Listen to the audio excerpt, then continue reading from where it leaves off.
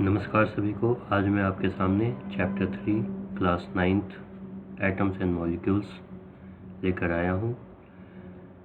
ये चैप्टर बहुत ही इम्पोर्टेंट चैप्टर है एग्ज़ाम पॉइंट ऑफ व्यू से। I hope you will enjoy learning. Let's start atoms and molecules chapter 3 class 9th।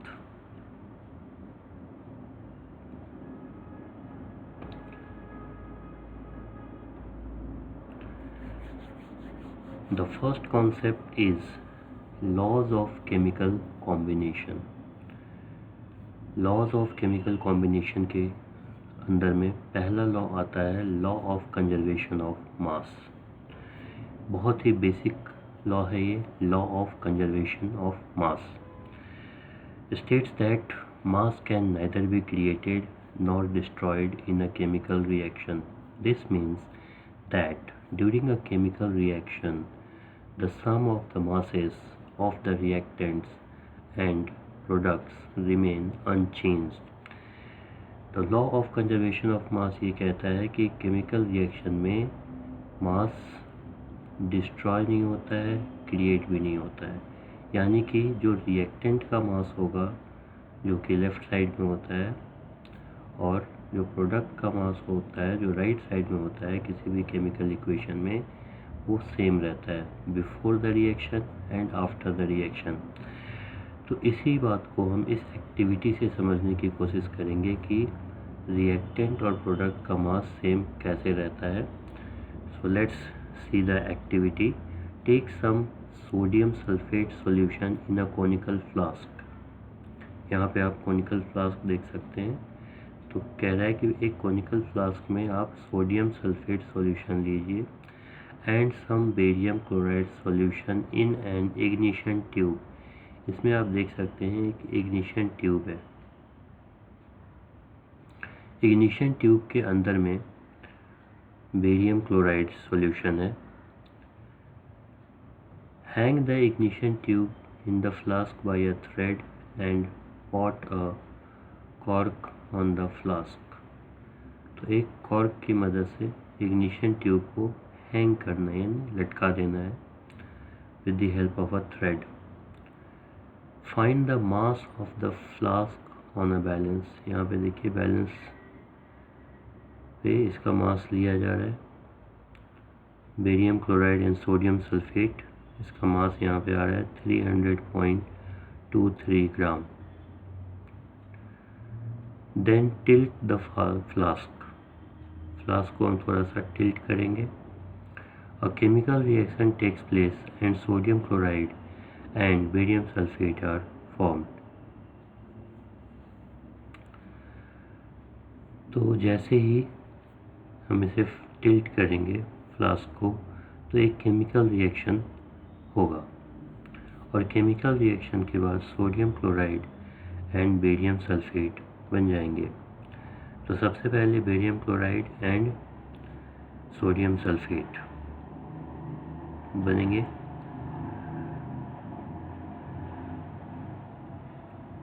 इनके बीच में रिएक्शन होगा। Then find the mass of the flask again. It will be seen that the sum of the masses of reactants and products remain unchanged. तो reaction से पहले और reaction के बाद जो मास है आप देखिए दोनों में सेम है।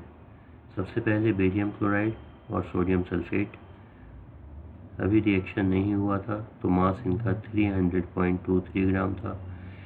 जैसे ही हमने इसको टिल्ट किया इनके बीच में रिएक्शन हुआ। अब ये barium sulphate and sodium chloride बन गए। अब भी इनका मास जो है वो 300.23 ग्राम ही है। So this activity shows that mass can neither be created nor destroyed in a chemical reaction. किसी भी केमिकल रिएक्शन में मास जो है ना तो क्रिएट होता है और ना डिस्ट्रॉयड होता है। यानी कि रिएक्शन से पहले जो मास होगा वही रिएक्शन के बाद भी मास होगा। इस एक्टिविटी से हमने समझने की कोशिश करी है। नेक्स्ट लॉ है law of constant proportions. Law of constant proportions क्या कहता है? states that in a chemical compound the elements are always present in a definite proportion by mass. In a chemical compound the elements are always present in a definite proportion by mass. इसे हम एक example से समझेंगे. Water formula is H2O, always contains two elements, hydrogen and oxygen, combined together in the same ratio of 2:16. इसको simplify कर देंगे, 2 से cancel हो जाएगा, और 1:8 by mass. If 9 gram of water is decomposed, we get 1 gram of hydrogen and 8 gram of oxygen. तो water के अंदर में दो तरह के एलिमेंट होते हैं, एक होता है हाइड्रोजन, एक होता है ऑक्सीजन, और ये कंबाइंड होते हैं chemically in the ratio by mass, that is 1:8 by mass. तो अगर 9 ग्राम ऑफ वाटर होगा उसको हम डिकम्पोज करेंगे तो 1 gram hydrogen and 8 gram oxygen हमें मिलेगा. दिस शोज दैट किसी भी केमिकल कंपाउंड में एलिमेंट्स जो होते हैं वो डेफिनेट प्रोपोर्शन बाय मास में कंबाइन होते हैं. एक और एग्जांपल यहाँ दिया हुआ है अमोनिया का, NH3 always contains two elements, nitrogen and hydrogen, combined together in the ratio of 14:3 by mass. तो अमोनिया के अंदर में इनका जो मास रेशियो होता है वो होता है 14:3. तो इसे हम कहते हैं law of constant proportion. Law of constant proportion. Next हमारा टॉपिक है Dalton's atomic theory. Dalton's atomic theory में जो 6 पॉइंट्स बताए गए हैं ये आपके सामने हैं. इनको वन बाय वन हम समझने की कोशिश करेंगे. डाल्टन्स एटॉमिक थ्योरी से क्वेश्चन एग्ज़ाम में पूछे जाते हैं. राइट 2 और 3 postulates of Dalton's atomic theory. Dalton is the scientist. His full name was John Dalton. तो जॉन डाल्टन ने जो एटॉमिक थ्योरी दी, जो एटम के बारे में बताया, उसी को हम डाल्टन्स एटॉमिक थ्योरी कहते हैं. डाल्टन ने एटम के बारे में क्या बताया, एटम किस तरह से बना हुआ है, ये हम अभी डिस्कस करेंगे. तो पहला पॉइंट है कि matter is made up of tiny particles called atoms. पहले तो एटम होता क्या है ये सवाल उठता है. तो किसी भी मैटर में हमें टाइनी पार्टिकल्स मिलते हैं. टाइनी पार्टिकल से मिल करके कोई भी मैटर बना होता है. तो ये टाइनी पार्टिकल जो है वो एटम्स कहलाते हैं. तो ये तो हो गया कि एटम क्या है. सेकेंड पॉइंट है कि atoms are indivisible and cannot be created और destroyed in a chemical reaction.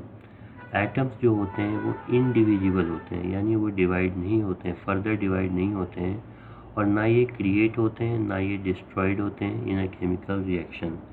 यानी कि number of atoms in the reactant side is equal to the number of reactant on the product side. तो जब Dalton ने atomic theory दिया था उस समय की बात है ये कि atoms are indivisible. At present ऐसा नहीं है. Atoms are further divisible in electron, neutron, proton. तो डाल्टन के समय में ये बातें नहीं थी, तो इसलिए डाल्टन थ्योरी में दिया गया है कि atoms are indivisible but not now. Third point है कि atoms of a given element are similar in mass and properties. किसी भी एलिमेंट के जो एटम्स होते हैं उनका मास सिमिलर होता है और उनकी प्रॉपर्टीज़ भी सिमिलर होती हैं. ये इसका तीसरा पॉइंट है. किसी भी एलिमेंट के atoms similar in mass and similar in properties होते हैं. Fourth point, atoms of different elements have different masses and different properties. अगर एटम्स डिफरेंट एलिमेंट के हैं तो इनके मास भी डिफरेंट होंगे और इनकी प्रॉपर्टीज़ भी डिफरेंट होंगे. अगर सेम एलिमेंट के हैं तो सिमिलर होंगे, डिफरेंट एलिमेंट के एटम है तो इनका मास डिफरेंट होगा और प्रॉपर्टी भी डिफरेंट होंगे। नेक्स्ट पॉइंट है atoms combine in small whole number ratios to form compounds. Small whole number ratio by mass, जब एटम्स कंबाइन होते हैं तो ये कंपाउंड का फॉर्मेशन करते हैं, जैसे कि हमने अभी पीछे देखा water and ammonia. Last point है in a given compound the relative number and kind of atoms are constant. किसी भी कंपाउंड में relative number of atoms are constant. Number of atoms जो होते हैं डिफरेंट एलिमेंट्स के वो कांस्टेंट होते हैं। तो ये सारे पॉइंट्स जो थे वो जॉन डाल्टन ने दिया था एटॉमिक थ्योरी के फॉर्म में। तो यहाँ पे एक इम्पॉर्टेंट क्वेश्चन बनता है कि write down the postulates of Dalton's atomic theory. तो इसमें से आप कोई भी 2 पॉइंट 3 पॉइंट जैसा क्वेश्चन में पूछा जाता है वैसा आप लिख सकते हैं। This is very important question, Dalton's atomic theory. Next atoms के बारे में हमें कुछ बातें जाननी है। नेक्स्ट हमारा टॉपिक है एटम। तो सबसे पहले एटम का डेफिनेशन दिया हुआ है, an atom is the smallest particle of an element that may or may not exist independently and retains all its chemical properties। Atom जो होता है वो किसी भी एलिमेंट का सबसे छोटा पार्टिकल होता है और ये इंडिपेंडेंटली एग्जिस्ट करते हैं, ये इंडिपेंडेंट रह सकते हैं। And retains all it's chemical properties, और एलिमेंट का जो भी केमिकल प्रॉपर्टी होता है वो सारा केमिकल प्रॉपर्टी एटम के द्वारा भी शो किया जाता है। तो एटम क्या है? सबसे smallest particle of an element. अब हम इसकी साइज़ की बात करते हैं। Atoms are very small in size, बहुत ही छोटे होते हैं, very small and smaller than anything we can imagine और कंपेयर विथ। तो कितना छोटा हो सकता है? तो एटम इतना छोटा हो सकता है जितना हम इमेजिन कर सकते हैं। जो हम सबसे छोटा इमेजिन कर सकते हैं उससे भी छोटा हो सकता है। तो कैसे पता चलेगा? तो ये पता चलेगा एटॉमिक रेडियस से। Atomic radius is measured in nanometres, nm, nanometre. तो 1 nanometre is equal to 10⁻⁹ metre और 1 metre is equal to 10⁹ nanometre. तो इसे हम समझने के लिए इस तरह से समझ सकते हैं कि 1 मीटर को अगर हम 1 के ऊपर 9 जीरोस पार्ट में डिवाइड करते हैं तो एक पार्ट जो होगा वो कहलाएगा 1 नैनोमीटर। मैं फिर से बताना चाहूँगा कि अगर 1 मीटर को 1 के ऊपर 9 जीरोस पार्ट में डिवाइड करेंगे, 9 जीरोस आप काउंट कर सकते हैं, 1s, 10s, 100, 1000, 10,000, lakh, 10 lakh, crore, 10 crore, 1s, 10s, 100, 1000, 10,000, 1s, 10s, 100, 1000, 10,000, lakh, 10 lakh, crore, 10 crore, 10 crore times अगर हम 1 मीटर को डिवाइड करते हैं तो एक पार्ट जो होगा वो कहलाएगा 1 नैनोमीटर। यहाँ पे कुछ एग्जांपल दिए हुए हैं। The atomic radius of an atom of hydrogen is 10⁻⁻10 metre.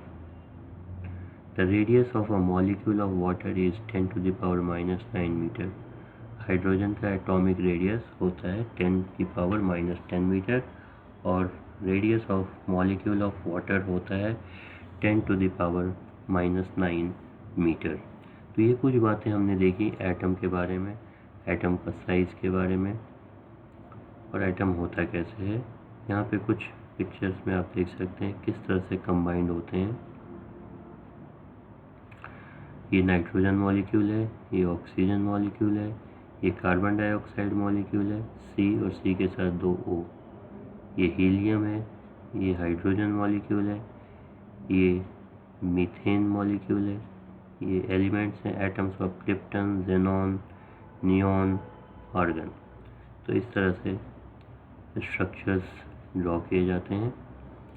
Next important topic हमारे सामने आ रहा है symbols of elements of different elements, symbols of atoms of different elements. Symbol कैसे होते हैं, एलिमेंट को हम कैसे रिप्रेजेंट करते हैं, इनके बारे में हम कुछ बातें ध्यान देंगे जो कि बहुत ही इम्पोर्टेंट होते हैं। यहाँ से भी क्वेश्चन आते हैं, किसी भी एलिमेंट का सिंबल लिखने को आ सकता है, और सिंबल लिखते समय हमें कौन कौन सी बातों का ध्यान रखना है ये भी यहाँ पे बताया जाएगा। Symbols of atoms of different elements. तो पहला पॉइंट है कि the symbols of elements are represented by letters. हमारे जो इंग्लिश के अल्फ़ाबेट्स हैं 26 अल्फ़ाबेट, इन्हीं को यूज़ करके हम किसी भी एलिमेंट के एटम का सिंबल लिखेंगे। The symbols of some elements are represented by one letter and the symbols of some elements are represented by two letters. तो कुछ ऐसे सिंबल्स होते हैं जिसमें सिर्फ एक लेटर का यूज़ होता है, कुछ ऐसे होते हैं जिसमें दो लेटर के सिंबल होते हैं। If the symbol has only one letter, it should be written as capital. अगर एक लेटर है तो कैपिटल में लिखा जाएगा। अभी हम एग्जाम्पल में देखेंगे। If the symbol has only one letter, it should be written as capital letter. And if the symbol has two letters, then the first letter should be capital and the second letter should be smaller. अगर दो letter हैं किसी भी symbol में तो पहला letter जो है वो कैपिटल होगा और दूसरा लेटर जो है वो स्मॉल होगा। इस बात का आपको ध्यान रखना है। जैसे आपको एल्युमिनियम का क्वेश्चन आ गया कि right the symbol of aluminium, तो आपको सही लिखना है AL। तो AL में A कैपिटल होगा, L स्मॉल होगा, A कैपिटल होगा, L स्मॉल होगा। Argon A capital, R small. Barium B capital, A small. Boron B। अब बोरॉन में देखिए सिर्फ एक ही लेटर है B, तो ये B कैपिटल होगा। ब्रोमीन में B capital, R small. Calcium Ca, C capital, A small. Carbon C capital. Chlorine C capital, L small. Cobalt C capital, O small. Copper C capital, U small, Cu। Fluorine F। Gold AU, A capital, U small. Hydrogen H capital. Iodine I capital. Iron Fe, F capital, E small. Lead Pb। तो ये जो आपके हैं जिनका नाम से symbol बिल्कुल अलग है, जैसे आयरन का Fe, ये क्वेश्चन पूछा जा सकता है। Lead Pb। Magnesium Mg। Neon Ne। Nitrogen N। Oxygen O। Potassium K। Silicon Si। Silver Ag, ये भी इम्पोर्टेंट है, सिल्वर का Ag, गोल्ड का Au।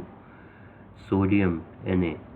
सोडियम का सिंबल बहुत इंपॉर्टेंट है, N कैपिटल, A स्मॉल। बहुत बच्चे एग्जाम में ऐसे लिख देते हैं, सोडियम ऐसे, बिल्कुल गलत आंसर होगा आपका।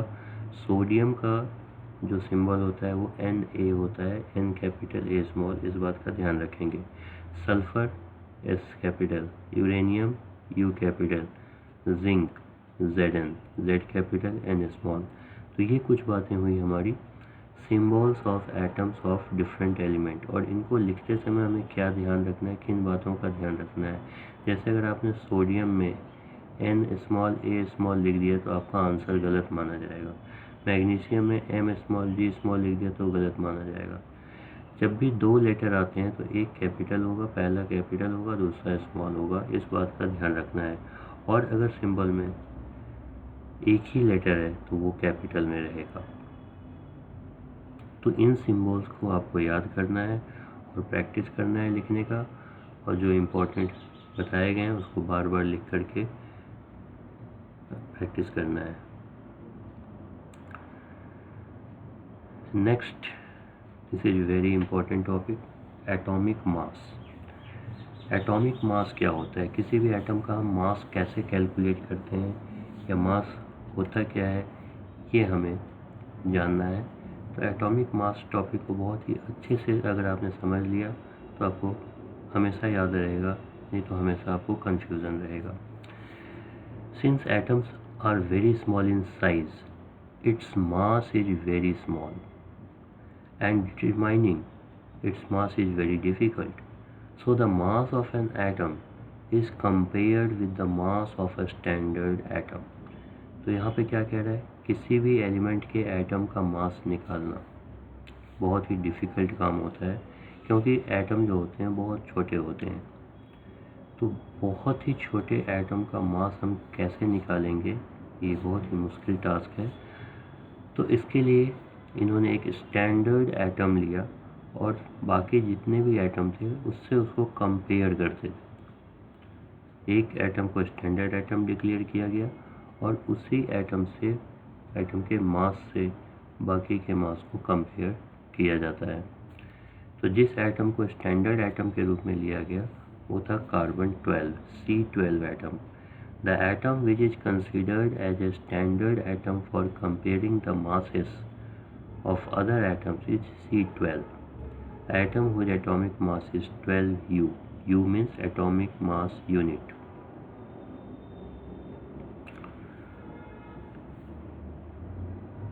Yes, तो कार्बन 12 का जो मास हुआ वो 12 हुआ। 1 कार्बन एटम का एटॉमिक मास 12 U हुआ। 1 atomic mass unit, that is U, is the mass of 1/12th the mass of a carbon 12 atom. तो 1U क्या हुआ, 1AU क्या हुआ, 1U जो है 1/12 the mass of 12 C12 atom, क्योंकि कार्बन का 12 है, एटॉमिक मास 12 है, तो 1U जो होता है वो 1/12 of mass of C12 atom. अब बाकी जितने भी एटम्स होंगे उनके मास जो है इसी से कंपेयर किया जाएगा, 1 times 2 times 1/12 into the given atomic mass. The atomic masses of element is defined as the average mass of one atom of the element compared with 1/12 the mass of a carbon 12 atom. अब हम किसी भी element का जब atomic mass बताएंगे, average atomic mass, तो वो क्या होगा, वो 1/12 the mass of carbon 12 atom से कंपेयर किया जाएगा। जैसे हाइड्रोजन, तो 1 times of 1/12 the mass of C12 atom, इसका 1/12 से कंपेयर किया जाएगा। Carbon 12 times, nitrogen 14 means 14 times, oxygen 16 times, sodium 23 means 23 times, magnesium 24, aluminium 27, sulphur 32, chlorine 35.5, calcium 40 U atomic mass. तो इन इम्पॉर्टेंट एलिमेंट के एटॉमिक मास आपको याद रखना है, क्योंकि जब आप किसी भी कंपाउंड का मॉलिक्यूलर मास निकालेंगे तो ये एटॉमिक मास वहाँ पे काम आएंगे। तो इनको आप लर्न कर लेंगे, याद कर लेंगे, प्रैक्टिस कर लेंगे। तो एटॉमिक मास का यहाँ पे जो डेफिनेशन है, डिफाइन एटॉमिक मास, ये भी क्वेश्चन आ सकता है, तो इसे भी आप लर्न करेंगे। The average mass of one atom of the element compared with the 1/12 the mass of a carbon 12 atom, इसी को हम कहते हैं atomic mass of an element. Atomic mass का कॉन्सेप्ट बहुत सिंपल कॉन्सेप्ट है, बस समझने की ज़रूरत है। नेक्स्ट हमारा टॉपिक आता है मॉलिक्यूल। एटम हमने समझ लिया, एटम के बाद मॉलिक्यूल क्या होता है, एटम्स और मॉलिक्यूल्स में क्या रिलेशन होता है, ये हम अभी समझेंगे। Molecules,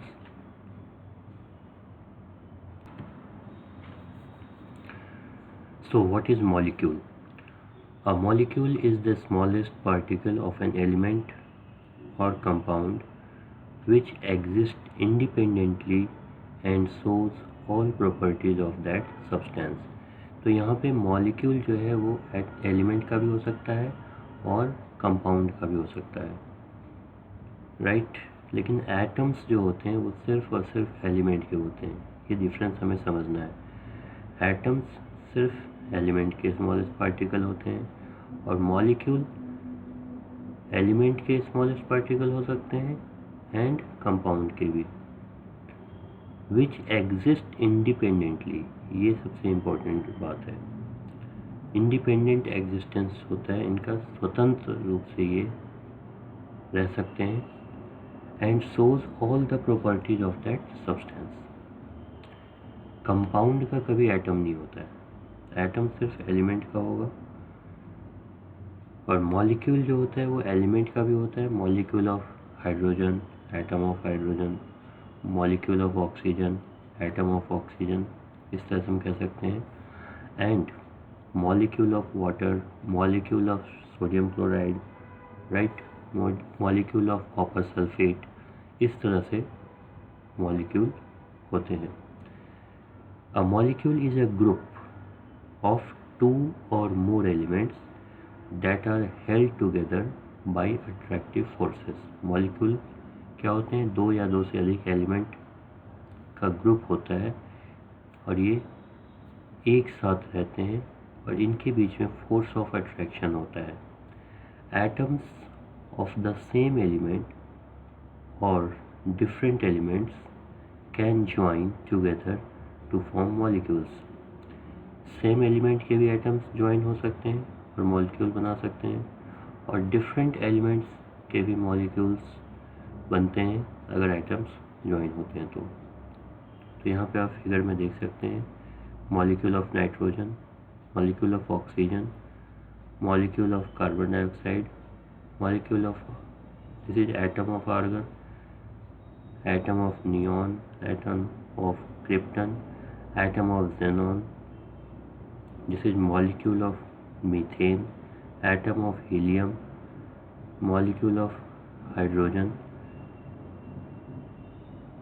Here also you can see the molecule H2, molecule of hydrogen, molecule of oxygen, molecule of nitrogen, molecule of chlorine, here molecule of nitrogen oxide, here molecule of water, molecule of nitrogen dioxide, here molecule of carbon dioxide. तो atoms सिर्फ और सिर्फ element के होते हैं, but molecules atom के भी हो मॉलिक्यूल्स एलिमेंट के भी हो सकते हैं और कंपाउंड के भी हो सकते हैं, इस बात का ध्यान रखना है। Next, molecule of elements. Molecule of an element contains atoms of the same element. Molecules of some elements contain only one atom and molecules of some elements contain 2 or more atoms. तो यहाँ पे concept आता है atomicity का। Atomicity of an element क्या होता है? Atomicity is the number of atoms present in one molecule of the element. Atomicity, ये क्वेश्चन आ सकता है, बहुत ही इम्पोर्टेंट क्वेश्चन है ये। What is atomicity? Atomicity is the number of atoms present in one molecule of the element. Atomicity of some elements यहाँ table में दिए हुए हैं, इसे आपको लर्न करना है। फर्स्ट कॉलम में नॉन मेटल्स दिए हुए हैं और मेटल दिए हुए हैं, इनके सिंबल भी दिए हुए हैं और एटॉमिसिटी भी दिया हुआ है। जैसे argon Ar, atomicity is 1, so it is monoatomic. Helium symbol is He, atomicity is 1, means monoatomic. Oxygen O2, atomicity is 2, so it is diatomic. Hydrogen H2, atomicity is 2, it is diatomic. nitrogen N2, atomicity is 2, so it is diatomic. Chlorine Cl2, atomicity is 2, so it is diatomic. तो दो तरह आपने देख लिया, monoatomic और diatomic. Next phosphorus P4, atomicity is 4. Sulfur S8, it is polyatomic, so atomicity is 8. Sodium Na 1, monoatomic. Iron Fe, atomicity 1, so monoatomic. Aluminium atomicity 1, it is monoatomic. Copper atomicity is 1, so it is monoatomic. तो atomicity के आधार पे monoatomic, diatomic, triatomic, polyatomic group में divide किए जा सकते हैं. तो atomicity हमें भी लर्न करना है. कौन से एलिमेंट होते हैं जिनकी एटॉमिसिटी 1 होती है, जिनकी 2 होती है, जिनकी 4 होती है. तो ये हमें साथ में लर्न करना है.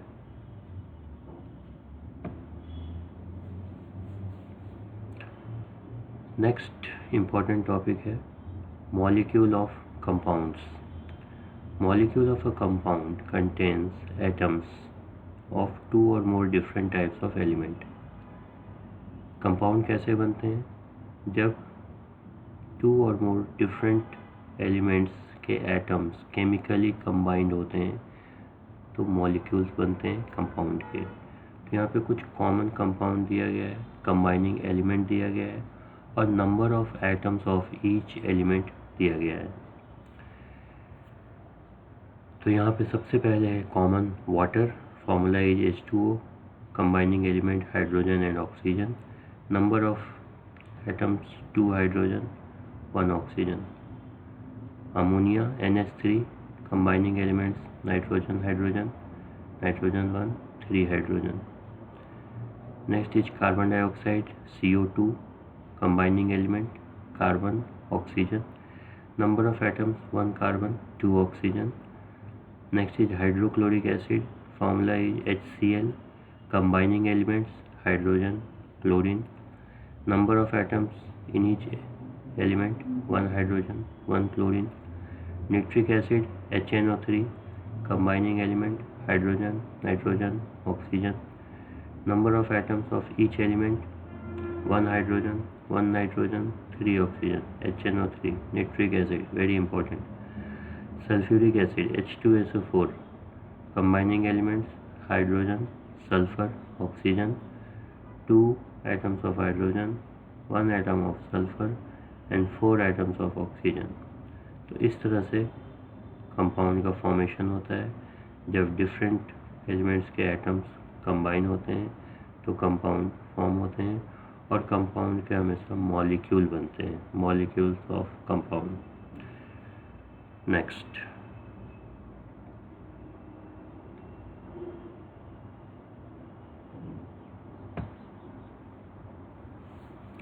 Ions.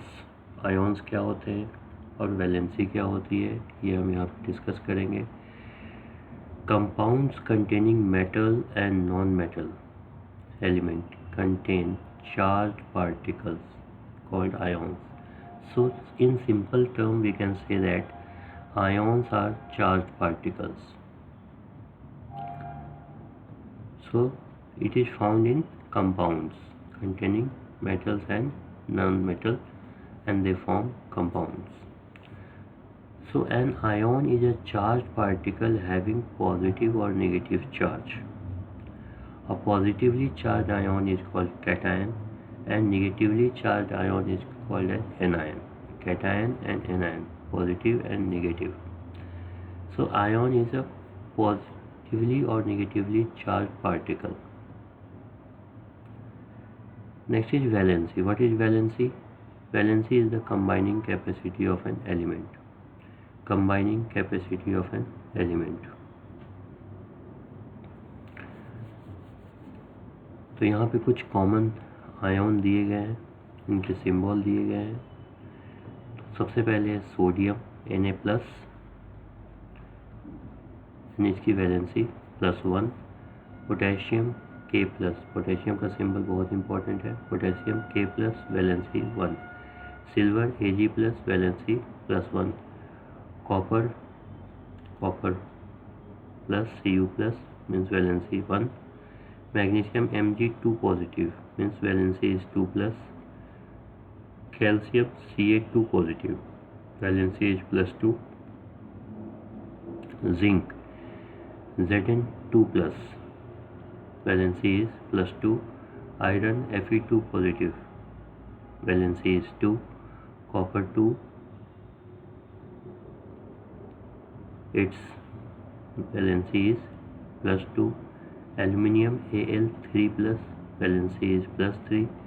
iron Fe3+, valency is +3। hydrogen H+, hydride H-, chlorine Cl-, bromide Br-, iodide I-, oxide O2-, nitride N3-, ammonium NH4-, hydroxide OH-, nitrate NO3-, hydrogen carbonate HCO3-, carbonate CO3 2-, sulfite SO3 2-, sulfate SO4 2-, phosphate PO4 3-। अब यहाँ पे समझने वाली बात जो है कि कुछ सिंबल में प्लस लगा हुआ है, किसमें 2+ लगा हुआ है, किसी में 3+ लगा हुआ है, किसी में +1 लगा हुआ है, किसी में माइनस लगा हुआ है, किसी में 2-। तो ये क्या कॉन्सेप्ट है? तो ये वैलेंसी पे डिपेंड करता है।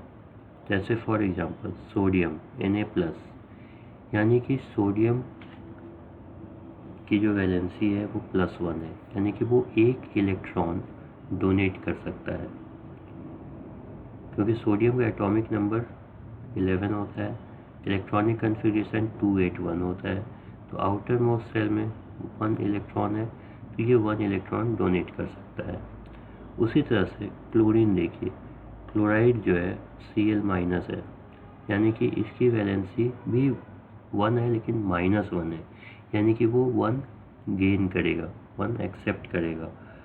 तो इस तरह से सोडियम और क्लोरीन, सोडियम 1 इलेक्ट्रॉन दे करके और क्लोरीन 1 इलेक्ट्रॉन एक्सेप्ट करके दोनों आयॉन्स बन जाते हैं और दोनों कंबाइन करके एक कंपाउंड बनाते हैं जिसका नाम है सोडियम क्लोराइड NaCl, Na+Cl-। तो ये वैलेंसीज जो हैं ये आपके काम आएंगे फॉर्मूला लिखने में। अभी जो हम नेक्स्ट डिस्कस करेंगे इसमें यही डिस्कस करना है कि फॉर्मूला हम कैसे लिखेंगे अगर हमें वैलेंसी पता है। तो यहाँ पे वैलेंसी हमें प्लस और माइनस में जो भी दिया हुआ है उसे हमें लर्न करना है, तभी जाके हम फॉर्मूला लिख पाएंगे। नेक्स्ट, राइटिंग केमिकल फॉर्मूले। First, write the symbols of formula of the element or ions so that symbol of the metal or positive ion is on left and symbol or formula of the non-metal or negative ion is on the right. Write the valencies of the element or ions below the elements or ions. Cross over the valencies of the combining ions. Polyatomic ions should be enclosed in bracket before writing the formula. तो ये कुछ बातें यहाँ बताई गई हैं कि हमें फॉर्मूला कैसे लिखना है। तो किसी भी कंपाउंड का हम जो फॉर्मूला लिखेंगे तो किन बातों का ध्यान रखना है। तो पहला एग्जांपल हम देखते हैं हाइड्रोजन क्लोराइड या हाइड्रोक्लोरिक एसिड। तो इसमें हाइड्रोजन और क्लोरीन दो एटम्स हैं, तो हमने हाइड्रोजन को लेफ़्ट, क्लोरीन को राइट में लिखा हुआ है, यानी कि कैटायन को हमें लेफ़्ट साइड में और एनायन को हमें राइट साइड में लिखना है और इसके नीचे इनकी वैलेंसी लिखनी है।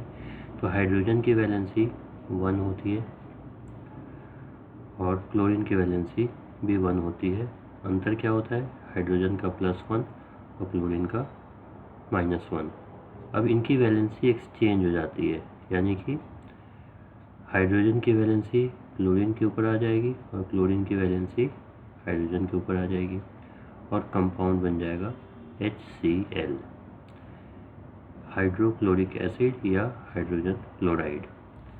सेकेंड एग्जाम्पल है हाइड्रोजन सल्फाइड का। तो हाइड्रोजन की वैलेंसी 1 और सल्फाइड की वैलेंसी 2। तो हाइड्रोजन की वैलेंसी सल्फर के पास जाएगी और सल्फर की वैलेंसी हाइड्रोजन के पास जाएगी, तो कंपाउंड बन जाएगा H2S। सल्फर की वैलेंसी 2 है तो हाइड्रोजन पे लग जाएगी, तो ये H2 बन जाएगा और ये S बन जाएगा। इसी तरह से मैग्नीशियम क्लोराइड MgCl2, यानी कि मैग्नीशियम की वैलेंसी 2 और क्लोरीन की वैलेंसी 1, तो इसलिए Mg और Cl2। कार्बन टेट्राक्लोराइड, कार्बन की वैलेंसी 4, क्लोरीन की वैलेंसी 1, तो कंपाउंड बन जाएगा कार्बन टेट्राक्लोराइड CCl4। और भी एग्जांपल्स देखते हैं। कैल्शियम ऑक्साइड, कैल्शियम की वैलेंसी 2, ऑक्साइड की वैलेंसी 2, तो फॉर्मूला हो गया CaO, क्योंकि 2 और 2 कैंसिल हो गया। Formula of aluminium oxide, aluminium के वैलेंसी, ये बहुत इंपॉर्टेंट है, मार्क कर लीजिए। एल्युमिनियम ऑक्साइड, एल्युमिनियम की वैलेंसी 3, ऑक्साइड की वैलेंसी 2, तो ऑक्साइड वाली वैलेंसी एल्युमिनियम के पास चली गई, तो ये Al2 बन गया और O3, ऑक्साइड O3 हो गया, तो फार्मूला हो गया Al2O3, एल्युमिनियम ऑक्साइड। कई बार एग्जाम में पूछा गया है aluminium oxide Al2O3। Next, formula of sodium nitrate, sodium की वैलेंसी 1, नाइट्रेट की वैलेंसी 1, तो फार्मूला हो गया NaNO3। Formula of calcium hydroxide, calcium की वैलेंसी 2, हाइड्रोक्साइड की वैलेंसी 1, तो फार्मूला हो गया CaOH ट्वाइस। OH के ऊपर 2 कहाँ से आया? ये कैल्शियम वाली वैलेंसी है। Second, next formula sodium carbonate, Na valency is 1, carbonate valency is 2, ये भी इम्पोर्टेंट है, ये भी एग्ज़ाम में कई बार पूछा जाता है। तो फॉर्मूला बन गया Na2, यानी कार्बोनेट वाली वैलेंसी सोडियम के पास चली गई Na2 और सोडियम वाली वैलेंसी कार्बोनेट के पास आ गई, तो Na2CO3। Formula of ammonium sulphate, ammonium यानी ammonia valency is 1, sulphate valency is 2, so formula is NH4 twice SO4। तो इसमें देखिए 3 जो हैं आपके, aluminium oxide, sodium carbonate and ammonium sulphate, ये तीनों बहुत ही इम्पोर्टेंट है एग्जाम पॉइंट ऑफ व्यू से, इनको अच्छे से करिए। Al2O3, Na2CO3 and NH4 twice क्यों हुआ? क्योंकि यहाँ सल्फेट की वैलेंसी आ गई NH4 के ऊपर, तो NH4 ट्वाइस SO4। तो इस तरह से हम वैलेंसी के इस्तेमाल करके और फॉर्मूला लिख सकते हैं।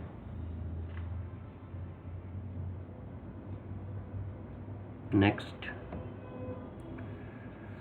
मॉलिक्यूलर मास और फार्मूला यूनिट मास, ये न्यूमेरिकल एग्ज़ाम में कई बार पूछा जाता है, तो इसे हम ध्यान से करेंगे।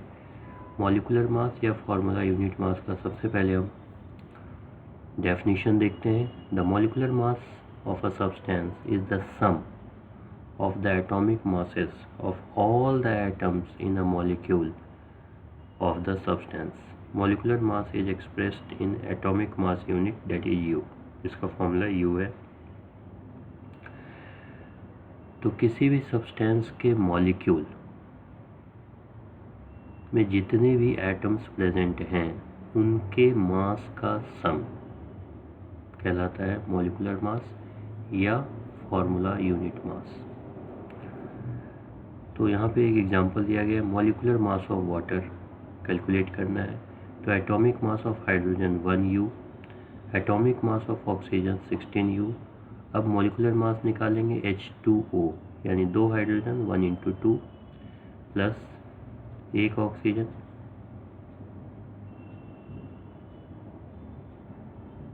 यहाँ पे 6 होगा, राइट। ये गलत लिखा हुआ है यहाँ पे, यहाँ 16 आएगा, इसे ठीक कर देते हैं। 16 ऑक्सीजन का 16 है तो यहाँ पे 16 आएगा। तो 1 × 2 + 16, तो 2 + 16 हो गया, that is 18U। Molecular mass of nitric acid HNO3, atomic mass of H is 1, N is 14, O is 16. So HNO3 1 + 14 × 16 × 3, total is 63U। तो इस तरह से डिफरेंट कॉमन कंपाउंड्स के मोलिकुलर मास कैलकुलेट करना हमें आना चाहिए। Next and last topic is mole concept. ये आपके सिलेबस में नहीं है, ये एग्ज़ाम पॉइंट ऑफ व्यू से आपको नहीं पढ़ना है, तो इस टॉपिक को हम लोग छोड़ देते हैं। तो इस तरह से चैप्टर 3 का रिवीजन आपका कंप्लीट होता है। आई hope you have enjoyed learning. Do like, share and subscribe the channel, share the video with your friends and relatives. Similarly, we will do chapter 4. So thank you all, take care, bye.